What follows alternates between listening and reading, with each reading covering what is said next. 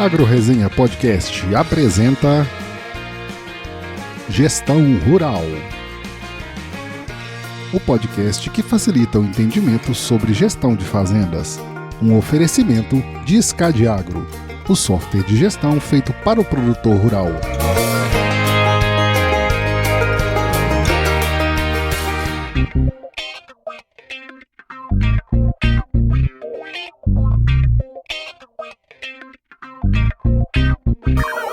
E aí, pessoa! Estamos começando mais um episódio aqui dessa série super legal da gestão rural, que é esse tema tão importante para o avanço sustentável do agronegócio com os meus parceiros aqui da SCAD Agro. Aqui a gente vai compartilhar, além de boas histórias, muito conhecimento sobre gestão de propriedades rurais, então se prepare que a partir de agora seu tempo vai passar com o melhor do conteúdo sobre gestão rural. E nesse episódio de hoje a gente tem uma convidada super especial, que é a Marina Fusco Piscini. É Piscini ou Pitini? Pitini. Pitini.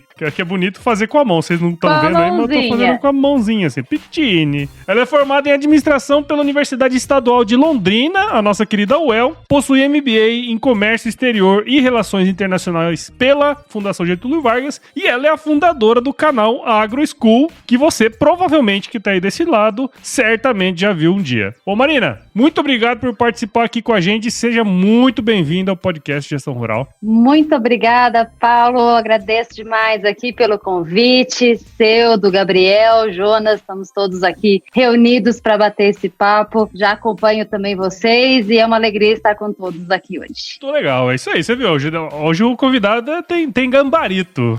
E aí, Gabriel, Jonas, como é que estão? Tamo na roça, né, cara? Pegamos um profissa hoje pela frente aqui, ó. Quietinho hoje, hein, fazer as perguntinhas na maciota. Bah, eu vou perguntar uma só e vou ficar só atrás do muro olhando. Vou ficar bem na minha. Bem na sua. E aí, Jonas, como é que tá? Tudo certo? Bem quietinho. Tudo certo. Vou ficar bem quietinho, já fiquei até meio... Esse negócio já mudou o horário, a gente já teve que fazer no outro horário, olha, tá louco, não? Mas eu sei da qualidade, né? Então tudo vale. Por isso tudo vale. Mas ó, claro que sim. Você que tá aí do outro lado, eu tenho certeza que você vai gostar desse episódio, porque nós vamos falar sobre gestão de riscos no agronegócio, e ninguém melhor para falar sobre isso do que a Marina, né? E Marina, pra gente começar essa resenha aqui, como já é de praxe nos podcasts do Gestão Rural, Agro Resenha e todo mundo aqui que a gente faz, teria como você contar um pouquinho aí da sua história pra gente? Claro. Quanto tempo a gente tem mesmo? Só pra eu saber aqui. Tem que buscar menino depois, toda, né? Então tem que... Nós temos só até amanhã pra falar. Tá tranquilo. Eu vou tentar dar uma encurtadinha então, viu? Não, brincadeira. Eu tô no agronegócio há 18 anos, sou formada em administração e tenho um MBA em comércio exterior, e eu sempre comento que eu não tenho naturalmente aí raízes no agronegócio, né? Muitas vezes quem tá um pouquinho mais longe do agro pensa, né, para trabalhar no agro tem que ter filho de produtor ou neta de produtor e tudo mais, e não necessariamente, né? Eu conheci o agronegócio quando eu fui fazer minha graduação lá em Londrina e tive a felicidade de ter um gestor, Miguel Abrão, quem sabe aí seja um dos ouvintes nossos aqui, que foi quem me apresentou o agronegócio, vamos chamar assim, raiz, né? Ele, além de gestor na empresa onde eu trabalhava, ele é produtor rural até hoje. Então, acompanhei muita lida de fazenda, muita lida aí de final de semana para realmente conhecer o campo, né? E me encantei. Por isso que eu falo, eu falo que o agro tem uma linha muito tênue, né? Quem está um pouquinho mais longe do setor imagina sempre algo mais bucólico, né? Uma coisa muito tranquila, né? É só ir lá, o tratorzinho na fazenda, você planta e você colhe, entrega e acabou os seus problemas, né? E escuta os passarinhos cantando. Agora, a gente que já está aqui do outro lado e acompanha isso aqui mais de perto, sabe que é mais de um leão por dia, né? E o tema do nosso assunto aqui hoje, que é justamente gestão de riscos, é que torna essa atividade tão emocionante, para não dizer outra coisa, né? Porque são muitas as variáveis que a gente tem que lidar. Então, esse desafio de estar num setor em que só cresce, né? E tem uma participação super importante, não apenas para a nossa economia, mas também para a questão mundial de segurança alimentar, e enfrentando todos esses desafios diários, é realmente algo que me encantou. Então, eu entrei por essa porta, trabalhando numa indústria química, lá em Londrina. Depois eu trabalhei em 2008 em 2 corretoras de mercado futuro. Foi justamente o ano, né, que deu aquela quebra do Lehman Brothers e toda aquela situação que a gente já conheceu e achava que era uma das piores crises que a gente poderia ter vivido, até conhecer exatamente o subprime, até conhecer o coronavírus e todas as suas consequências, né? E naquela época ainda estava migrando de pregão, né, físico ali para o eletrônico, então eu aprendi a usar as 2 orelhas, ali os 2 ouvidos, quase morri louca, mas sobrevivi, tanto é que eu estou aqui contando história para vocês. Depois eu trabalhei em outra indústria química, justamente para liderar ali as operações de barter, né, justamente com outras pessoas. É uma empresa que fazia muitas operações em algodão, principalmente, e eu fui para ajudar a criar a plataforma para grãos.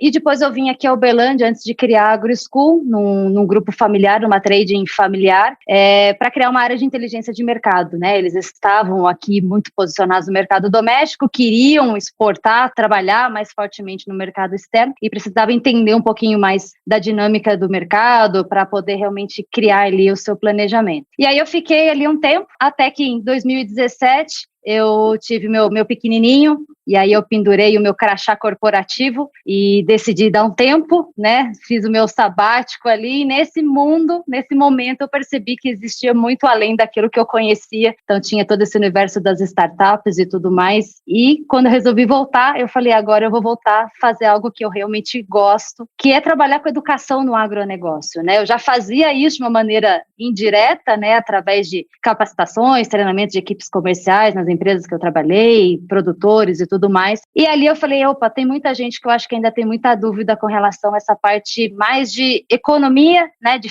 mercado financeiro do agronegócio. Então, em 2017, eu criei o canal da AgroSchool no YouTube, e de lá até hoje a gente vem aí consolidando no mercado com cursos voltados para a educação financeira no agro. Hoje já não estou mais sozinha, hoje o Carlos Ortiz está comigo também aqui para a gente desenvolver diferentes cursos, plataformas, iniciativas, e estamos só começando ainda. Muito legal. E é interessante essa história sua, né? Porque até mesmo aqui no Gestão Rural, no Agro Resenha também, né? Muitas pessoas que não eram do meio agro, né? Vamos dizer assim, de família, enfim, tinha raízes no agro, acabam se apaixonando pelo setor, né? Justamente por causa disso que você comentou, quer dizer, é um setor dinâmico, é um setor que você precisa estar se atualizando a todo momento, né? Obviamente tem oportunidade pra caramba, né? E você encontrou uma oportunidade bem legal aí, e mexer com educação no Brasil, hein? Como é que é esse negócio aí, cara? Realmente não é fácil, né? Porque educação financeira, né? Porque se você for parar para pensar, culturalmente, a gente não aprende a lidar com finanças pessoais mesmo, né? A gente vai vivendo a vida como vai indo, né? Vai ver se fecha o mês seguinte Zeca pensa lá. Exatamente.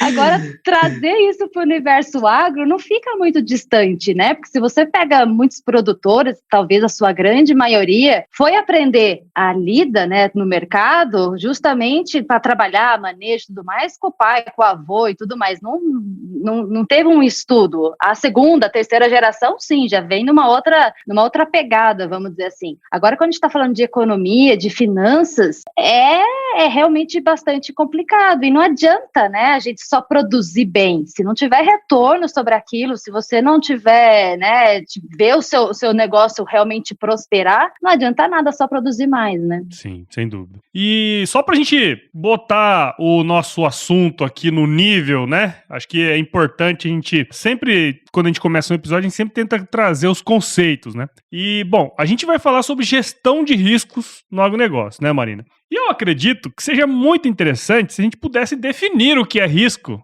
O que você acha? Vamos nessa linha aí pra gente começar?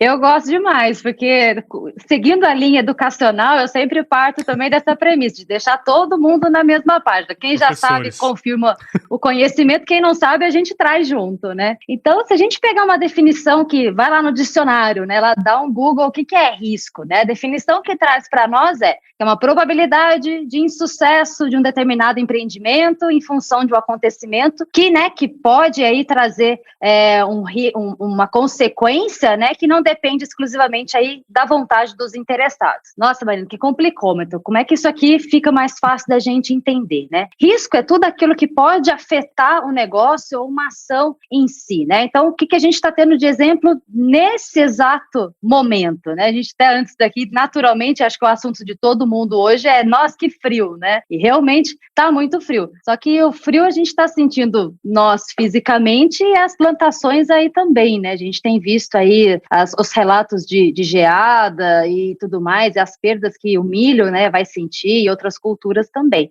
Então, isso é um risco que a gente sabe que o agronegócio está suscetível. Não é novidade que em determinada época do ano vai ocorrer geada. O que a gente não sabe é a intensidade que isso vai acontecer e, obviamente, né, as consequências que isso aí pode trazer. Mas saber que a gente está sob aí as intempéries de clima, de pragas, de doenças, da volatilidade de preço da bolsa, de câmbio e outras variáveis como essas, isso aí é dito e certo, né? A gente já conhece. Então, isso é muito diferente quando a gente está lidando com uma incerteza. Então, o que é uma incerteza? É algo que eu não consigo identificar e eu não tenho conhecimento. O exemplo também disso é o que a gente viveu na pandemia. Então, quando começaram os primeiros casos, o que é isso, né? Qual é o tamanho disso? Que impacto que isso aqui vai ter? Ninguém, logo lá no comecinho, conseguia dimensionar o que isso ia afetar, em qual grandeza isso ia acontecer. Hoje em dia, não. Hoje a gente já consegue ter mais dados, mais informações, não é mais tão incerto lidar com isso. Então,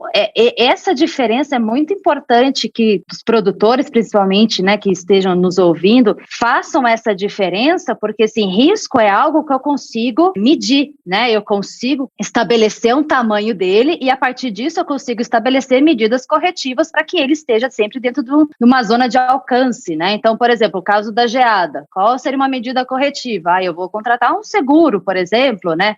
Mas quanto custa seguro? Aí são os outros 500, eu vou avaliar, ver se aquilo ali cabe dentro das minhas possibilidades. Mas acho que essa clareza de distinguir risco de incerteza é algo fundamental para a gente avançar justamente na gestão de riscos. Queria aproveitar já agora que a gente já sabe então o que é risco aí, né, e tentar entender melhor como que se pode então lidar com esse risco, né? O que é, afinal, então, a gestão de riscos? Como é que a gente pode, sabendo que essas coisas podem acontecer, como é que a gente lida com isso? O que a gente faz para se sair melhor? Se eu não conheço, eu não consigo gerenciar, né? Tudo aquilo que eu não meço, eu não consigo gerenciar. Então, a gente sempre costuma trazer nos nossos cursos aqui, um dos cursos nossos que a gente fala justamente sobre gestão de riscos, e o Ortiz faz bem essa comparação quando ele fala isso com manejo integrado de pragas, né? Ou seja, toda propriedade tem aí um pragueiro, né? Que faz aí o acompanhamento e tudo mais. Se a praga, né, é um risco para o negócio e a gente tem ali uma forma de lidar com aquilo, de fazer o acompanhamento e depois você adotar os protocolos que forem necessários para mitigar ali, para minimizar os impactos que aquela praga pode trazer na lavoura, por que não fazer a mesma coisa para os demais riscos? Essa lógica que é a mais simples, que é a mais fácil da gente tentar compreender. Então, se a gente partir desse princípio, a gente tem aqui 4 passos bem simples para a gente adotar e se todo mundo fizer essa correlação com o MIP, fica fácil de entender. Então, o primeiro passo é justamente conhecer, né? Conhecer quais são os riscos que podem afetar o meu negócio. Então tem o risco de clima, eu tenho o risco das pragas, eu tenho o risco das doenças, eu tenho o risco do câmbio, eu tenho o risco da commodity, eu tenho o risco financeiro, eu tenho o risco de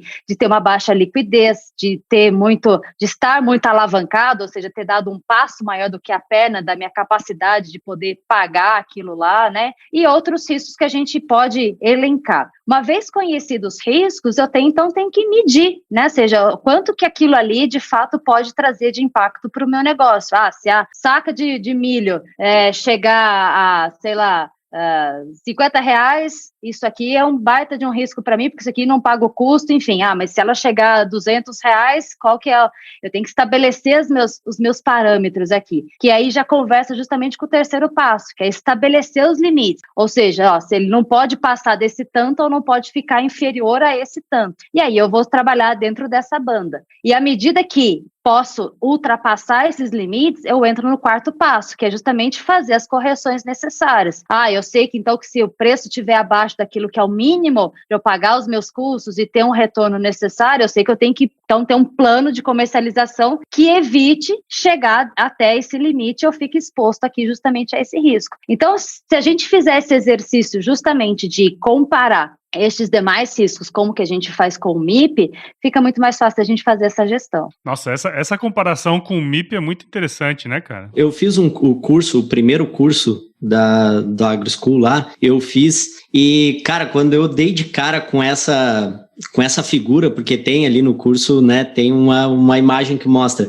é fantástico, a analogia caiu assim como uma luva no que é o risco ali. E, Marina, dando sequência aqui, vou aproveitar e eu já vou meter o meu pitaco aqui também. Até quando eu fiz o curso lá também, né, que tinha essa questão da gestão de riscos, e tu falou aqui também que existem vários tipos de risco, e dentro dessa questão do agro, né, que a gente tem aí 5 tipos de risco que vocês elencaram lá quando a gente conversou a respeito, que foi risco de mercado, risco financeiro, risco operacional, risco político e risco legal. E eu lembro que na época foi feita uma votação lá entre quem estava participando para ver, para a pessoa dizer assim, qual era o risco que melhor conseguia, que com gestão tu melhor conseguisse mitigar ele, né? E aí eu lembro que assim, mercado ficou em primeiro lugar, aí depois financeiro e legal ficou em segundo lugar,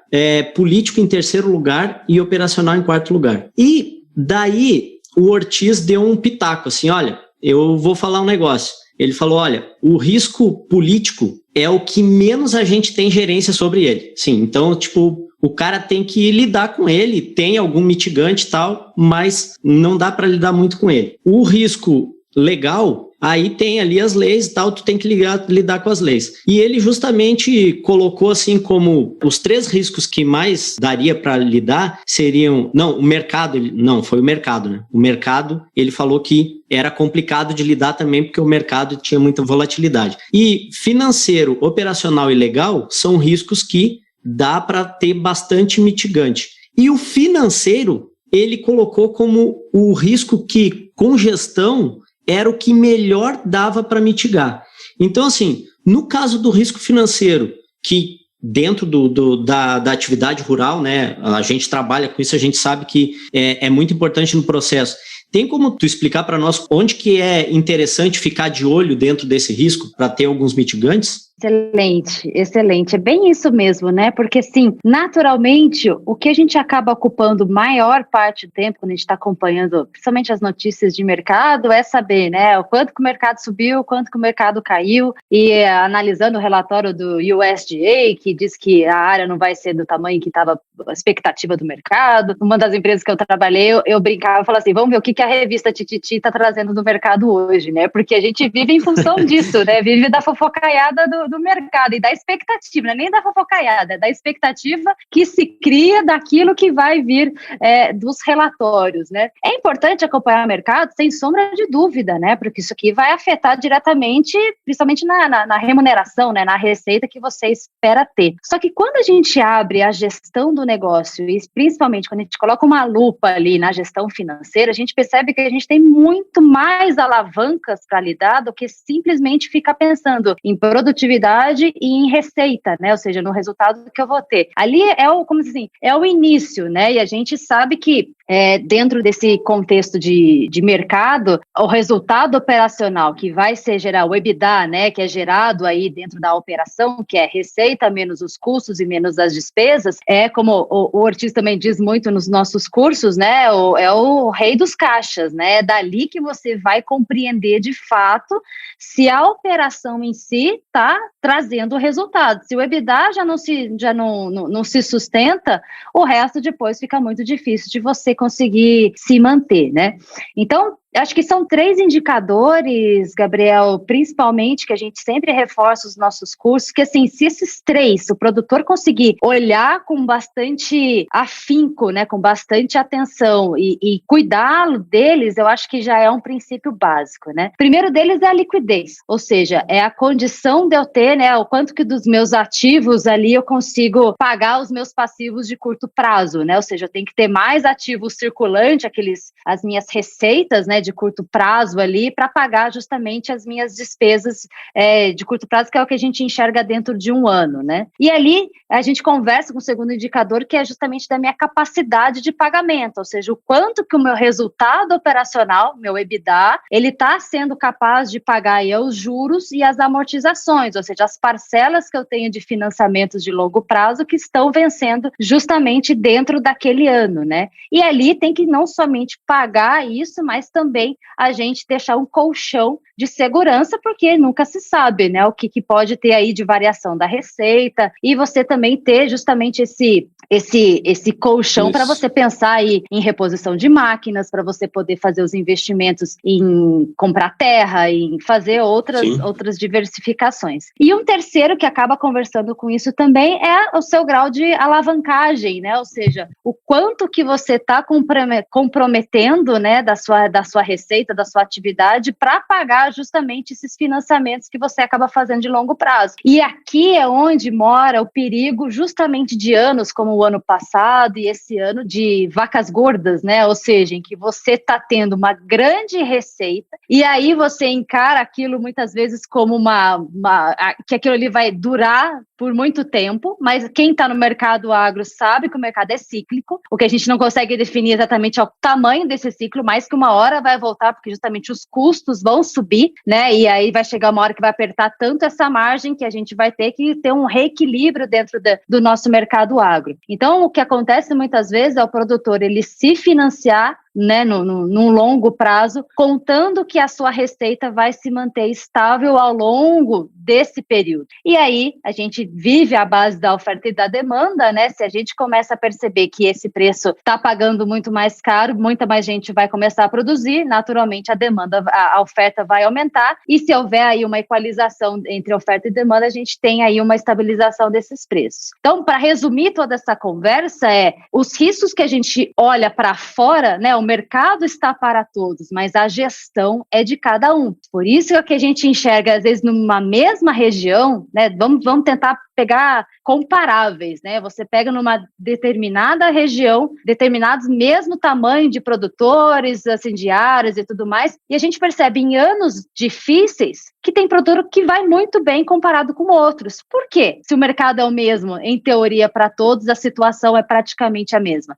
A resposta está na gestão. Então, não adianta olhar só para fora, olhar só para a política, olhar só para o mercado, isso é fundamental. Não tem como a gente viver alheio a tudo isso. Mas aonde você consegue mexer as suas alavancas está dentro do seu negócio. E é aí que muitos produtores ainda não despertaram para isso, para realmente usar todas as alavancas necessárias. É basicamente o que a gente fala direto aqui, né, cara? Eu ia comentar que ela falou... exatamente o que com outras palavras, o que o Antônio da Luz falou um tempo atrás, que aqui também no Gestão Rural, que o produtor rural, ele quebra, muitos produtores rurais quebram nesses anos que tem preços estratosféricos e tal, só que ele não vê que ele quebrou ali, ele vai descobrir que ele quebrou 3, 4 anos depois. Por quê?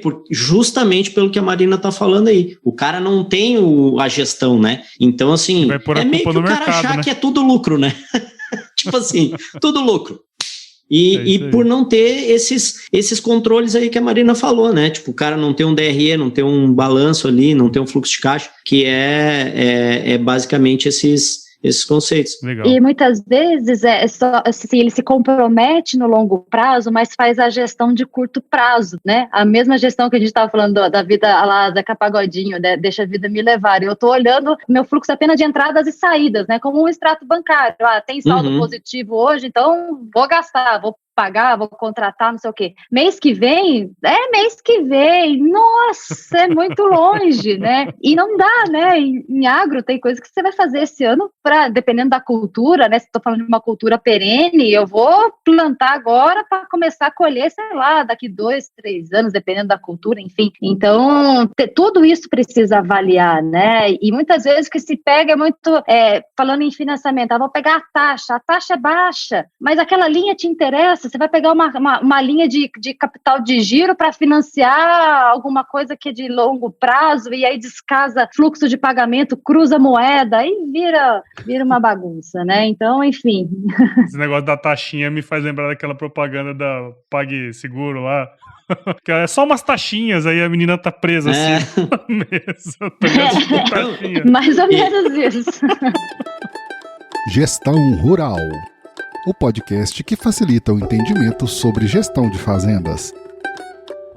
Eu acho que foi tu mesmo que falou um dos encontros que a gente teve, assim, que o produtor rural, ele é tomador de preço, né, e ele não é formador de preço. Então, num cenário assim, tu tem que dominar a tua gestão de custos ali, né, tu tem que dominar o teu campinho, porque quem põe preço no teu produto não é tu. E isso aí, dentro da gestão de risco financeiro, se tu tiver esses controles, fica fácil de gerir, né? Fica fácil de tu te antecipar.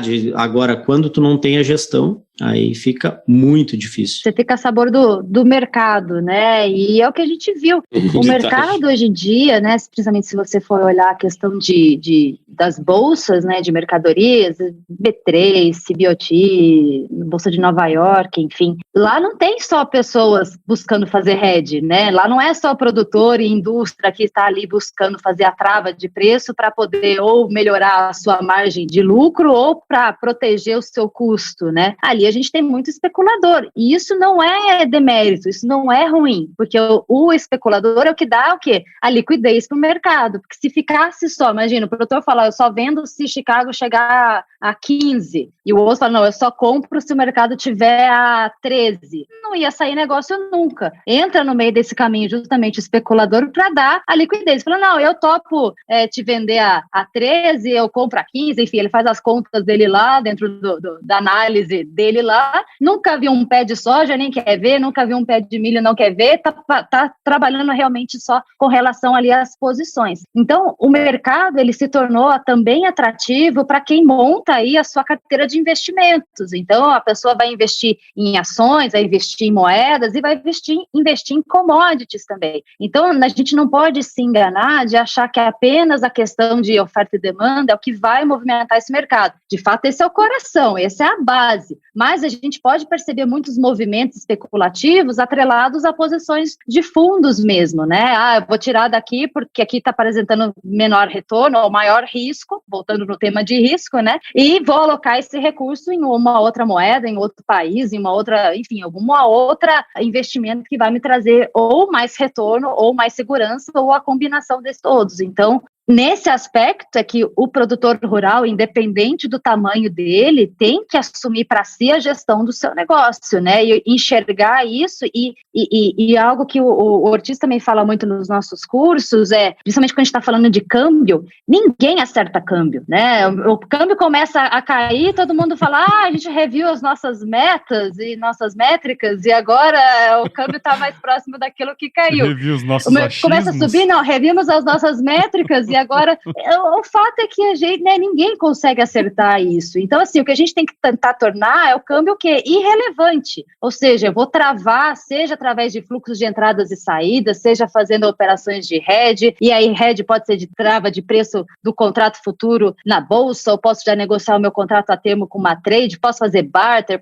enfim, tem diversas ferramentas no mercado disponíveis para isso. O que não dá é ficar olhando e achando que na hora que você quiser vender, o mercado vai lá estar te esperando no preço que você quer. Né? E Marina, aproveitando que você pegou esse gancho aí que é importante, né? A gente falou, quer dizer, incerteza é diferente de risco, né? Como você comentou. O risco aí, como a gente tá comentando aqui, a gente tá querendo gerenciar, né? Afinal, você comentou que quando o produtor toma para si a responsabilidade, né? Quer dizer que ele pode fazer alguma coisa a respeito. Nesse sentido, teria algumas dicas que você pode dar pra gente de como fazer o máximo possível para mitigar o risco aí no negócio dos produtores, não? Primeiro de tudo, né? O produtor precisa ter os números da operação dele na mão dele. E não importa, eu ainda não sei mexer numa plataforma X, Y, Z, faz num caderninho, do caderninho depois você vai migrar para um Excel, e depois esse Excel você pode, ou já pula do Excel para um aplicativo que seja mais fácil. Hoje, né, a gente tem as opções,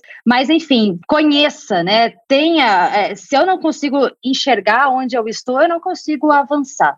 Mesma coisa para riscos, né? A gente tem lá dentro do nosso curso, a gente tem uma lista muito extensa, né, de possíveis riscos que a gente pode ter dentro do mercado. Mas independente disso, vamos parar para pensar dentro desses 5 grupos aí que o Gabriel trouxe, que a gente destaca lá em um dos nossos cursos. Pensa, né? O que pode afetar a minha receita? A minha receita pode ser afetada pelo preço da commodity, pode ser afetada pelo preço do câmbio, pode ser afetado pela produtividade, pode ser afetado pelos custos, pelas minhas despesas. Então, só nesse grupo já tem uma baita de uma lista de riscos que podem ser trabalhados, né? E a partir disso, seguir aquele passo que eu mencionei, ou seja, eu vou estabelecer então os meus limites, estou medindo, está dentro dos meus limites, MIP, e eu faço, né, essas ações. Exatamente. Aplica o conceito do MIP em cima do risco. Exato.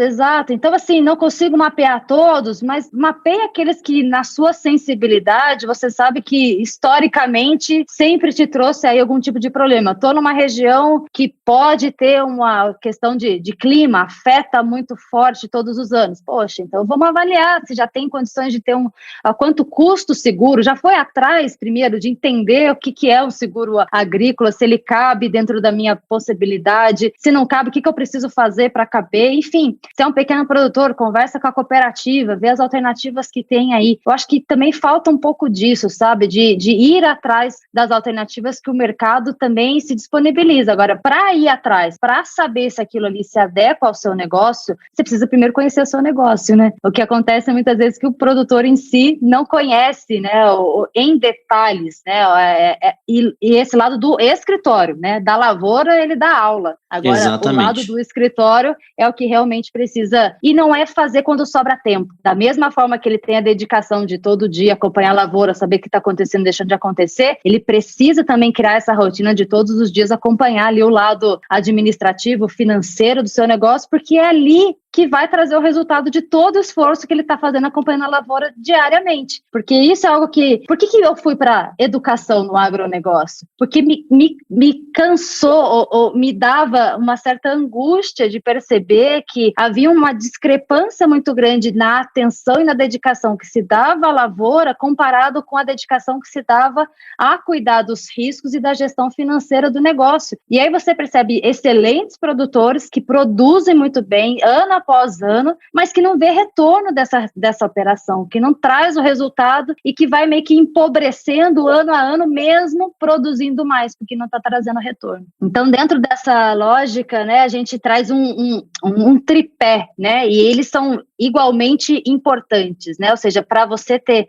sustentabilidade no sentido amplo da palavra, a gente tem que se basear, né, o produtor rural deveria basear a sua gestão em crescimento, justamente para ele estar cada vez acompanhando o mercado, ganhando em produtividade, aumentando a escala dentro das suas possibilidades, mas olhando também o retorno, e o retorno são de diferentes óticas, né, retorno sobre os ativos, sobre o capital que está empatado, sobre, né, a forma como ele está fazendo, sobre o patrimônio líquido dele, enfim. E o terceiro ponto desse tripé é sem descuidar da gestão de riscos, porque de nada você cresce com retorno se você não cuida do risco, o risco pega tudo isso aqui e deixa você na mão, né? Eu estava vendo a Marina falar agora sobre o cara descuidar, né, dessa parte da gestão, e eu comento sempre assim, quando eu estou conversando com o produtor e Histórias de Gabriel Martins.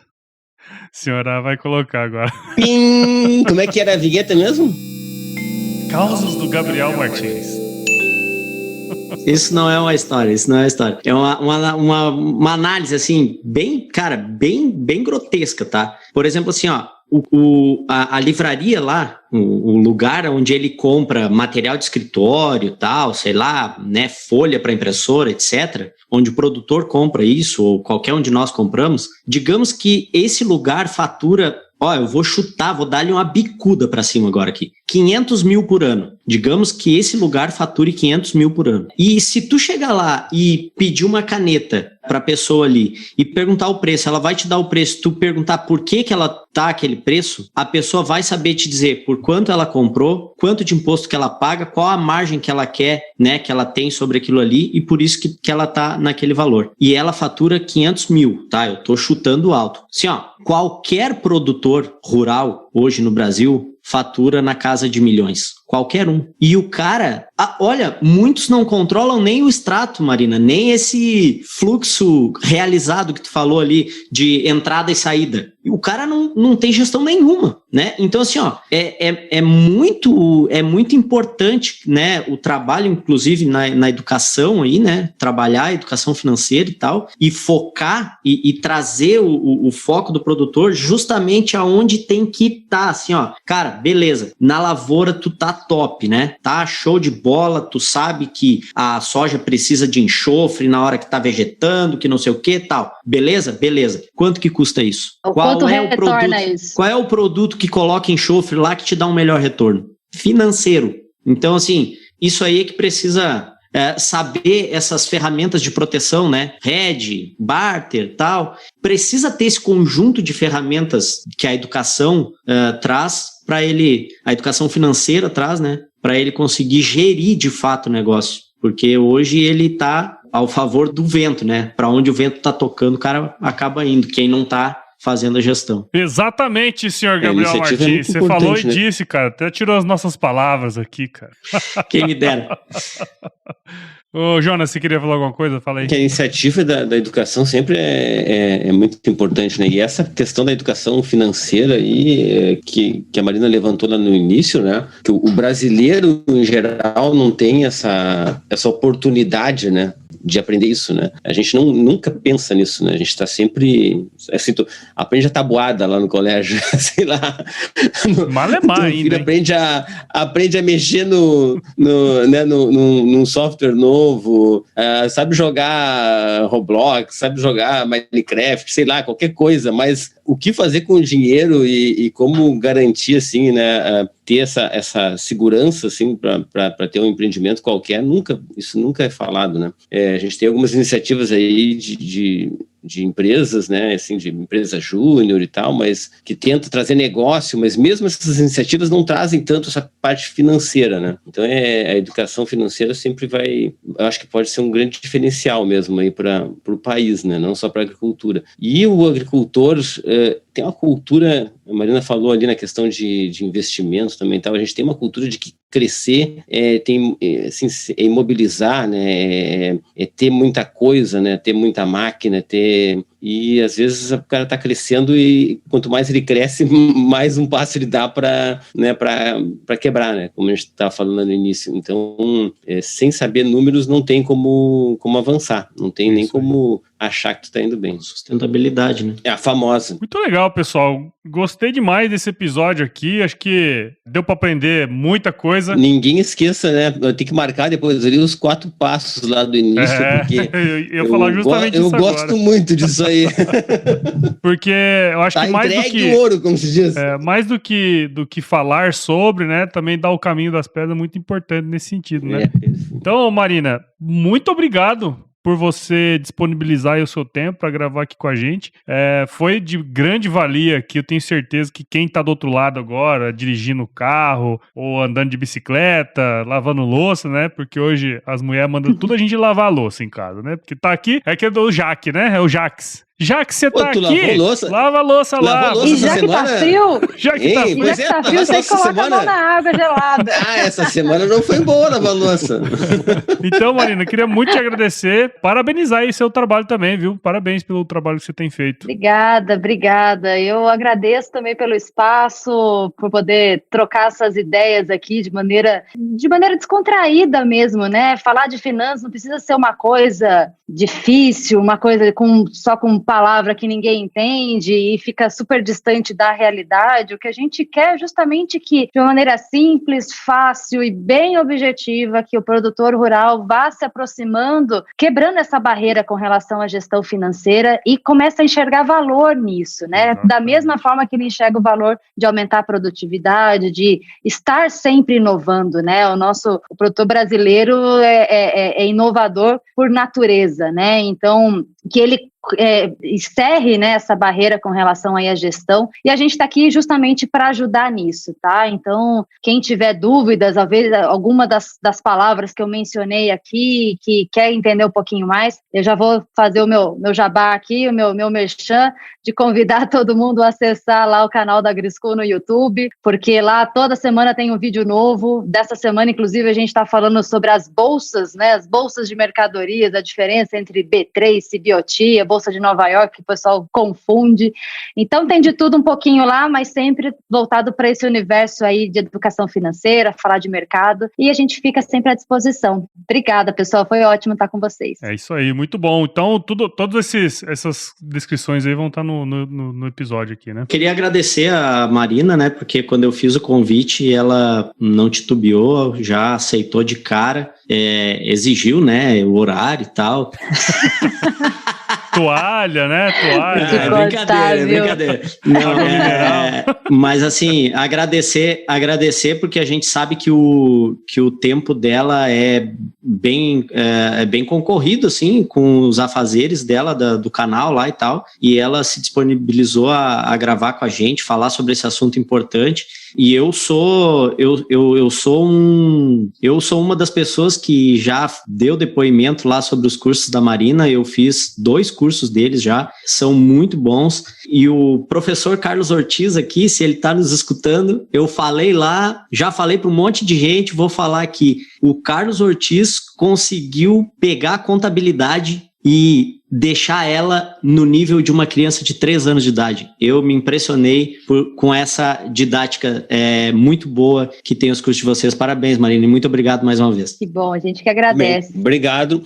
Não vamos ocupar muito tempo da Marina, ela tem muito o que fazer, como falou o Gabriel mesmo, mas assim, de coração, como o Gabriel falou, muito obrigado por ter podido ter esse tempinho com a gente aí e passado esse monte de informação importantíssima aí para todos os produtores. Aqueles 4 passos do início lá tem que marcar ali, porque aqueles 4 são o que vão abrir a porta, né, para a gestão de riscos. Então, acho que foi muito bom. Tivemos um tempo com pouca bobagem, né? A gente conseguiu falar pouco e a Marina fala bastante. Mas tem um conceito que a Marina não tem. Não tem.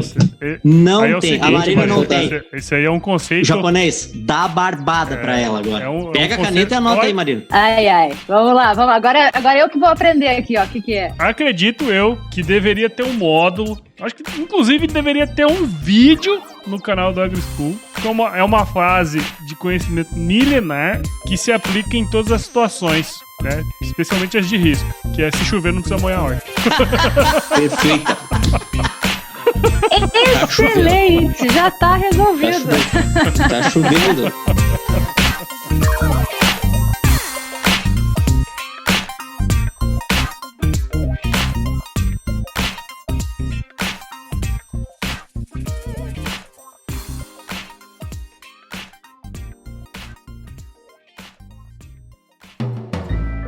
Mais um produto com a edição Senhor A.